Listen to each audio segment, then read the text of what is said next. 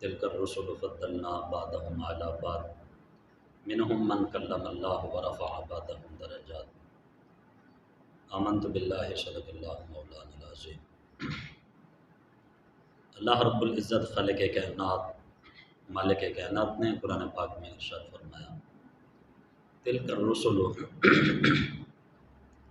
فضلنا بعضهم علی بعض، فرمایا کہ یہ رسول ہیں، ان میں سے ہم نے بعض کو بعض پر فضیلت عطا فرمائی۔ نبی اس بشر یعنی انسان کو کہتے ہیں کہ جس کی طرف اللہ تعالیٰ نے مخلوق کی ہدایت اور رہنمائی کے لیے وحی بھیجی ہو، اور ان میں سے جو نئی شریعت یعنی اسلامی قانون اور خدائی احکام لے کر آئے اسے رسول کہتے ہیں۔ نبی ہونے کے لیے اس پر وحی ہونا ضروری ہے، خواہ فرشتے کی معرفت ہو یا بغیر فرشتے کے۔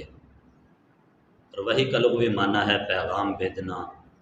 دل میں بات ڈالنا، خفیہ بات کرنا۔ شریعت کی اصطلاح میں وحی وہ خاص قسم کا کلام ہے جو کسی نبی پر اللہ تعالیٰ کی طرف سے نازل ہو۔ نبوت، وحی نبوت انبیاء کرام علیہ السلام کے لیے خاص ہے، اور اسے جو غیر نبی کے لیے مانے تو وہ کافر ہے۔ انبیاء کرام علیہ السلام کی تعداد کے متعلق روایات مختلف ہیں، اس لیے ان کی صحیح تعداد اللہ تعالیٰ ہی بہتر جانتا ہے۔ ہمارے لیے حکم یہ ہے کہ ہم ان کی کوئی تعداد معین نہ کریں، کیونکہ معین تعداد پر ایمان لانے میں کسی نبی کی نبوت کا انکار ہونے یا کسی غیر نبی کو نبی مان لینے کا احتمال موجود ہے، اور یہ دونوں باتیں بذات خود کفر ہیں۔ تو اس لیے بہتر یہ ہے کہ بغیر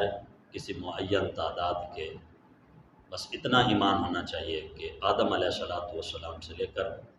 امام الانبیاء نبی پاک صلی اللہ تعالیٰ علیہ وآلہ وسلم تک اللہ تبارک و تعالیٰ نے جتنے بھی انبیاء کرام علیہ السلام کو بھیجا، ہم سب پر ایمان رکھتے ہیں۔ حضرت آدم علیہ السلام سے لے کر آخری نبی حضرت محمد مصطفیٰ صلی اللہ علیہ وآلہ وسلم تک بہت سے انبیاء کرام علیہ السلام تشریف لائے،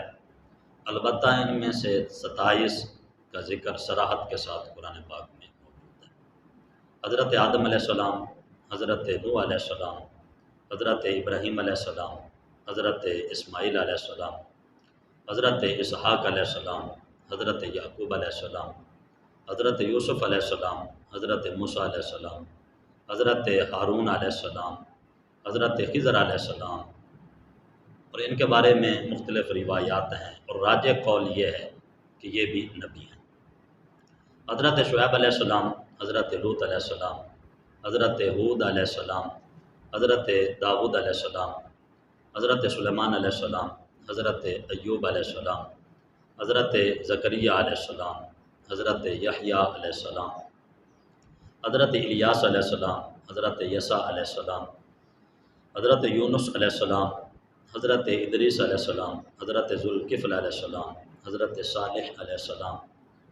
حضرت عزیر علیہ السلام، حضرت عیسیٰ علیہ السلام، اور خاتم الانبیاء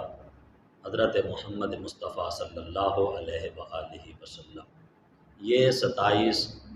نام ہیں جو قرآن میں صراحت کے ساتھ موجود ہیں۔ ان کے علاوہ تورات شریف میں بھی حضرت شیشہ علیہ السلام، حضرت دانیال علیہ السلام، حضرت یوشع علیہ السلام، حضرت شمویل علیہ السلام، حضرت ارمیہ علیہ السلام، حضرت شایع علیہ السلام کے نام مبارک مذکور ہیں۔ نبی کے دعوی نبوت میں سچے ہونے کی ایک دلیل یہ ہے کہ وہ اپنی سچائی کا اعلانیہ دعویٰ فرما کر ایسے امور ظاہر کرنے کا ذمہ لیتے ہیں جو عادتاً محال ہوں، اور منکروں کو اس جیسے امور کرنے کی دعوت دیتے ہیں۔ اللہ تعالیٰ ان کے دعوے کے مطابق محال عادی امر ظاہر فرما دیتا ہے، اور منکرین سب اسے ظاہر کرنے سے عاجز رہتے ہیں، اور اسی کو معجزہ کہتے ہیں۔ یہ بات یقینی، قطعی اور حتمی ہے کہ نبی پاک صلی اللہ علیہ وآلہ وسلم کی تشریف آوری کے بعد اب کوئی نیا نبی ہرگز نہیں ہو سکتا، لہٰذا اب اگر کوئی نبوت کا دعویٰ کرے تو وہ یقیناً جھوٹا ہے۔ اور ایسے شخص سے معجزہ دکھانے کا مطالبہ کرنا اگر تو اس وجہ سے ہو کہ اس کا عجز ظاہر کرنے کے لیے کہ دکھا تو سکتا نہیں ہے، تو لہٰذا اس کی رسوائی ہوگی، تو پھر تو شریعت میں جائز ہے۔ اور اگر اس وجہ سے اس سے معجزہ طلب کیا گیا کہ دیکھتے ہیں کہ معجزہ دکھا سکتا ہے یا نہیں دکھا سکتا، تو پھر یہ کفر ہے۔ قرآن و حدیث میں انبیاء کرام علیہ السلام کے کثیر معجزات کا ذکر ہے، جیسے حضرت صالح علیہ السلام کی اونٹنی جو پہاڑ سے نکلی تھی، حضرت موسیٰ علیہ السلام کے عصا کا سانپ بن جانا، آپ کے ہاتھ کا روشن ہونا، پتھر پر عصا مارنے سے پانی کے چشمے جاری ہونا، دریا پر عصا مارنے سے خشک ہو جانا اور راستے بن جانا، حضرت عیسیٰ علیہ السلام کا دودھ پینے کے دنوں میں کلام فرمانا، گفتگو کرنا، مردوں کو زندہ کرنا، اور پیدائشی طور پہ جو نبینا ہیں ان کو آنکھوں کا نور عطا کرنا، کوڑ کے مریض کو شفا دینا، اور ہمارے آقا جناب محمد مصطفیٰ صلی اللہ علیہ وآلہ وسلم کے معجزات بے شمار ہیں، شمار کوئی کر بھی نہیں سکتا۔ اللہ نے بہت زیادہ محبوب پاک صلی اللہ علیہ وآلہ وسلم کو معجزات عطا فرمائے۔ چاند کے 2 ٹکڑے ہونا، سفر معراج، اور ہاتھوں کی انگلیوں سے پانی کے چشمے جاری کرنا، جانوروں اور لکڑی کے ستون کا کلام کرنا، پرندوں کا فریاد کرنا، درختوں اور پتھروں کا سجدہ وغیرہ کرنا، اور سب سے بڑھ کر اللہ تبارک و تعالیٰ نے جو اپنے حبیب صلی اللہ علیہ وآلہ وسلم کو معجزہ عطا فرمایا تو وہ قرآن ہے۔ اللہ تعالیٰ نے اپنے بندوں کی رہنمائی کے لیے بہت سے انبیاء کرام علیہ السلام پر صحیفے بولتے ہیں کہ چھوٹی سائز کی کتابیں، صحیفے اور کتابیں نازل فرمائیں۔ ان میں سے 4 کتابیں بہت مشہور ہیں۔ تورات یہ حضرت موسیٰ علیہ السلام پر نازل ہوئی، یہ سب سے پہلی آسمانی کتاب ہے۔ اس سے پہلے انبیاء کرام علیہ السلام کو صحیفے ہی ملتے تھے۔ دوسرے نمبر پہ زبور، حضرت داؤد علیہ السلام پہ نازل ہوئی، اس میں 150 صورتیں ہیں، سب دعا اور اللہ تعالیٰ کی حمد و ثنا پر مشتمل ہیں۔ ان میں حلال و حرام، فرائض اور حدود احکام کا ذکر نہیں ہے۔ اور تیسرے نمبر پہ ہے انجیل، یہ حضرت عیسیٰ علیہ السلام پہ اللہ تبارک و تعالیٰ نے نازل فرمائی۔ اور چوتھے نمبر پہ قرآن، یہ اللہ تعالیٰ کی آخری کتاب ہے جو آخری نبی حضرت محمد مصطفیٰ صلی اللہ تعالیٰ علیہ وآلہ وسلم پہ اللہ تبارک و تعالیٰ نے نازل فرمائی۔ تمام آسمانی کتابوں میں سے سب سے افضل قرآن مجید ہے۔ اور قرآن مجید کے افضل ہونے کا مطلب یہ ہے کہ ہمارے لیے اس میں ثواب زیادہ ہے، ورنہ اللہ تعالیٰ کا کلام ایک ہی ہے، فضیلت والے اور کم فضیلت والے کی گنجائش نہیں ہے۔ لیکن قرآن پاک کو جو افضل کہا جاتا ہے تو اس کا مطلب یہ ہے کہ اس میں رسول اللہ صلی اللہ علیہ وآلہ وسلم کی امت کے لیے ثواب بہت زیادہ ہے۔ سب آسمانی کتابیں اور صحیفے حق ہیں اور سب کلام الہی ہیں۔ ان میں جو کچھ ارشاد ہوا سب پر ایمان لانا ضروری ہے۔ البتہ ایک بات جو ہے وہ ذہن نشین کریں کہ اگلی کتابوں کی حفاظت اللہ تعالیٰ نے امت کے سپرد کی تھی، تو ان سے ان کی حفاظت نہ ہو سکی، اور کلام الہی جیسا اس وقت نازل ہوا تھا اب ان کے ہاتھوں میں ویسا باقی نہیں ہے۔ ان کے شریر لوگوں نے ان میں تحریفیں کر دیں، اپنی خواہش کے مطابق کمی بیشی کر دی، لہٰذا جب بھی ان کی کتابوں میں سے تورات ہو، انجیل ہو، زبور ہو یا کوئی صحیفہ ہو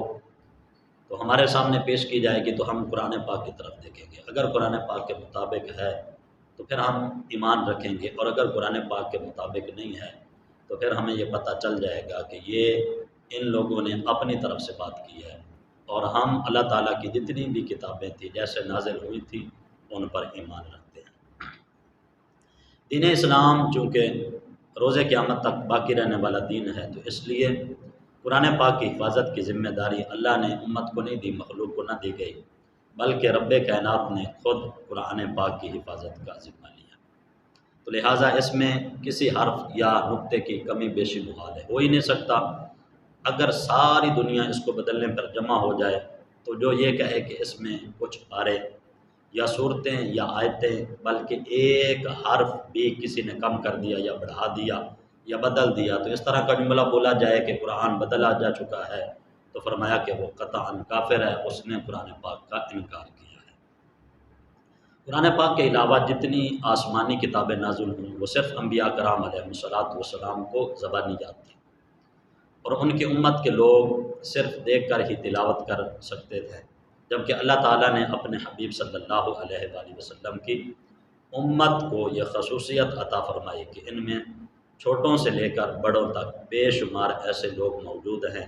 کہ جنہیں قرآن پاک زبانی یاد ہے۔ یہ قرآن پاک کی فضیلت ہے، خاصہ ہے، اور قرآن پاک کا یہ ایک اعجاز اور معجزہ ہے، اور اللہ کے حبیب صلی اللہ علیہ وآلہ وسلم کی امت اور حضور کے صدقے اللہ کا یہ امت کے اوپر انعام ہے کہ امت کا بچہ بچہ جو ہے وہ قرآن پاک کی تلاوت بھی کرتا ہے، اور یہ عظیم اللہ تعالیٰ کا دیا ہوا خزانہ اپنے سینے میں محفوظ رکھا ہوا ہے۔ اور انشاءاللہ العزیز انبیاء کرام علیہ السلام سیرت انبیاء کے اوپر تفصیل کے ساتھ گفتگو ہوگی، انبیاء کرام علیہ السلام کے اوصاف،